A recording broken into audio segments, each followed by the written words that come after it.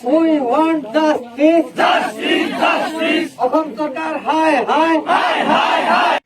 বৃহত্তৰ কৃষি প্ৰধান নিচুকা চেঙেলীয়া ও মণিপুৰ গাঁৱৰ মানুহৰ যাতায়াতৰ একমাত্ৰ পথ পশ্চিমকে বেকী নদীৰ গাইড বন্ধৰ পৰা মণিপুৰ সাধু বজাৰ হৈ নিকটতম বাণিজ্য চহৰ বৰপেটা ৰোডলৈ যোৱাৰ পথত নিচুকা আলিমুদ্দিনৰ ঘাটৰ RCC দলঙৰ নিৰ্মাণ কাৰ্যৰ ব্যাপক দুৰ্নীতি পৰিলক্ষিত হোৱাত নিচুকা আঞ্চলিক সমিতি, নিচুকা নৱমিলন ফাউণ্ডেশ্যন আৰু ডি লিভিং ডেভেলপমেণ্ট অৰ্গেনাইজেশ্যনৰ উদ্যোগত নিচুকা আলিমুদ্দিনৰ ঘাটৰ দলঙৰ নিৰ্মাণ কাৰ্যত হোৱা দুৰ্নীতিৰ বিৰুদ্ধে এক প্ৰতিবাদী কাৰ্যসূচী ৰূপায়ণ কৰে। তেখেতৰ দাবীসমূহ হ'ল আলিমুদ্দিনৰ ঘাটৰ দলঙৰ দুয়োপাৰৰ ৰাস্তা পুনৰ নিৰ্মাণ কৰা, দুয়োকাষে বল্ডাৰ পিচিঙৰ সীমা বৃদ্ধি কৰা, দুয়োকাষে ছেফটি বিয়াৰৰ ব্যৱস্থা কৰা, ৰাস্তাৰ প্ৰস্থ বৃদ্ধি কৰা, বৰষুণৰ পানী নামি যোৱাৰ বাবে নলৰ ব্যৱস্থা কৰা, দুয়োকাষে এপ্ৰ'চৰ মাটিৰ সীমা বৃদ্ধি কৰা, নিৰ্মাণ কাৰ্যত হোৱা দুৰ্নীতিৰ তদন্ত কৰি উক্ত দাবীসমূহ যুদ্ধকালীন তৎপৰতাৰে পূৰণ কৰাৰ দাবী জনাই ভুক্তভোগী ৰাইজে। নিচুকাৰ পৰা মইনুল হকৰ ৰিপৰ্ট, বৰপেটা নিউজ। ক'ব পাৰি যে 100% মানুহে কৃষি কৰ্মৰ লগত জড়িত। গতিকে আমাৰ উৎপাদিত সামগ্ৰীসমূহ বজাৰলৈ নিয়াৰ বাবে এই এটাই মাত্ৰ ৰাস্তা। এই ৰাস্তা দিয়ে আমি উৎপাদিত সামগ্ৰীসমূহ আমাৰ বৰপেটা ৰোডত আমি বিক্ৰী কৰাৰ কাৰণে লৈ যাওঁ আৰু আমাৰ উৎপাদিত যি কেঁচা সামগ্ৰী চব্জি এইটো কেৱল মাত্ৰ অসমতে নহয়, মানে সমগ্ৰ ভাৰততে ক'ব পাৰি যে আমাৰ উৎপাদিত সামগ্ৰীসমূহ ৰপ্তানি হয়।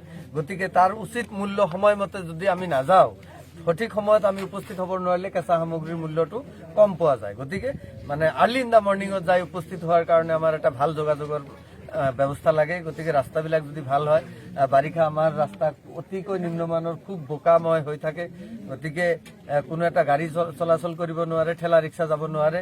সেই সন্দৰ্ভত আমাৰ স্থানীয় বহুকেইজন প্ৰতিনিধিয়ে বিধায়ক আমাৰ মনোৰঞ্জন তালুকদাৰ ডাঙৰীয়াৰ ওচৰত গৈছিল, কিন্তু তেখেতে মানে অলপ বুজনি দি হ'ব বুলি কৈ মই কাম কৰি দিম অমুক তমুক কৈ বুজনি দিছিল ঠিকেই, কিন্তু তেওঁ আজিলৈকে একবাৰো নাহিল, তেওঁৰ কোনো প্ৰতিনিধিও নাহিল, তেওঁ নিজে মানে ইয়াৰ কোনো ব্যৱস্থা নল'লে। গতিকে ৰাইজে মানে নিজাববীয়াকৈ ৰাইজৰ ফালৰ পৰা কিছু টকা পইচা সংগ্ৰহ কৰি ৰাস্তাবিলাক আমি মানে মেৰামতি কৰি চলাচলৰ ব্যৱস্থা কৰিবলগীয়া হৈছে।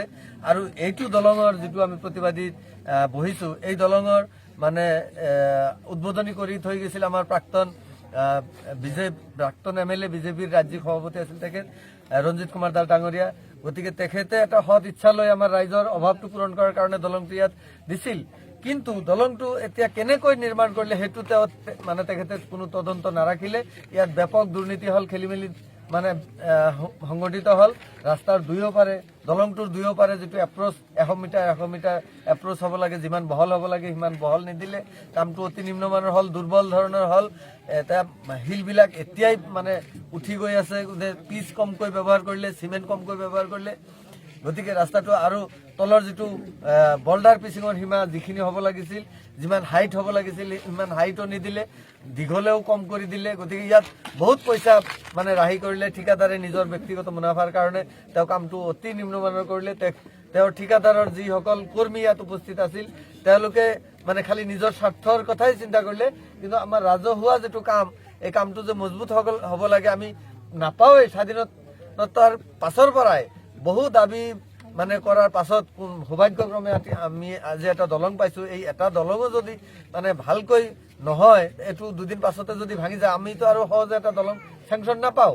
এইটো ধ্ৰুৱ সত্য। আমাৰ মাইনৰিটি এলেকাৰ মানুহৰ এনেই মানে অলপ মাহী আইৰ চকুৰে যিহেতু চোৱা হয়, গতিকে সৌভাগ্যক্ৰমে যদি আমি একবাৰ পাইছোঁ এই দলংটো যাতে মজবুত হয় তেনেকৈ কৰি দিব লাগিছিল। গতিকে ইয়াক ভালকৈ মেৰামতি কৰি আৰু ৰাইজৰ যোগাযোগৰ কাৰণে সুচল মানে ব্যৱস্থা যাতে কৰি দিয়ে, এইটো আমাৰ অসম চৰকাৰলৈ দাবী থাকিল। এইখিনি মানে দাবী জনাই আমি প্ৰতিবাদ সভাস্থলীৰ পৰা আমাৰ বাৰ্তাটো আমাৰ অসম চৰকাৰলৈ প্ৰেৰণ কৰিছোঁ। সমষ্টিৰ অন্তৰ্গত নিচুকা অঞ্চলত আজি ভাৰতবৰ্ষ স্বাধীন হোৱাৰ পিছৰে পৰাই এই অঞ্চলৰ এটা ৰাইজৰ এটা দাবী আছিল যে ইয়াত এটা দলং নিৰ্মাণ হ'ব লাগে। ইমান দিন কষ্ট কৰাৰ পিছত এই অঞ্চলৰ ৰাইজে এখন দলং পাইছিল, যদিও এই দলং নিৰ্মাণ কৰাত 95% দুৰ্নীতি হৈছে। আজি আপোনালোকে দেখিছে যে বৰপেটা জিলাৰ কি কয় বৰপেটা ৰোড আমাৰ গোটেই বৰপেটা জিলা নহয়, গোটেই অসম নহয়, গোটেই ভাৰতবৰ্ষ ইয়াতে বৰপেটা ৰোড এটা বাণিজ্য নগৰ বুলি কওঁ। ইয়াৰ পৰা চব্জি গোটেই ভাৰতবৰ্ষলৈ ৰপ্তানি হয়। গতিকে এই অঞ্চলৰ এইটো দলঙেদি এই অঞ্চলৰ 99% মানুহ খেতি কাম কৰি। গতিকে আপোনালোকৰ বৰষুণ পৰাৰ পিছতে এই অঞ্চলৰ ৰাইজ যাতায়াত কৰিব নোৱাৰে। গতিকে আপোনালোকৰ জৰিয়তে মই এইখন বিধানসভা সমষ্টিৰ প্ৰাক্তন বিধায়ক, অসম চৰকাৰৰ কেবিনেট মন্ত্ৰী, এটা সময়ত ভাৰতীয় জনতা পাৰ্টিৰ ৰাজ্যিক সভাপতি আছিল আৰু তেখেতে এই দলংটো মানে প্ৰথম ষ্টাৰ্ট কৰিছিল। আজি মই আপোনালোকৰ জৰিয়তে কম, তেখেতেও এই দুৰ্নীতিৰ লগত জড়িত হৈ আছে। এই কাৰণেই মই ক'ব বিচাৰিছো, যদি ইমানখিনি দুৰ্নীতি হোৱাৰ পিছতো আমি য'ত বহি আছো ইয়াৰ পৰা তেখেতৰ ঘৰ 2 কিলোমিটাৰ দূৰত অৱস্থিত বৰপেটা ৰোডত। গতিকে তেখেতে কিয় নিমাত হৈ আছে? গতিকে এই হৰবুক সমষ্টিৰ সন্মানীয় বিধায়ক ডাঙৰীয়াও এই দুৰ্নীতিৰ লগত তেখেতেও এই ঠিকাদাৰৰ লগত জড়িত হৈ আছে। ইয়াৰ এটা অংশৰ পইচা তেখেতৰ পকেটত সোমাইছে, যাৰ কাৰণে তেখেতেও নিমাত হৈ আছে।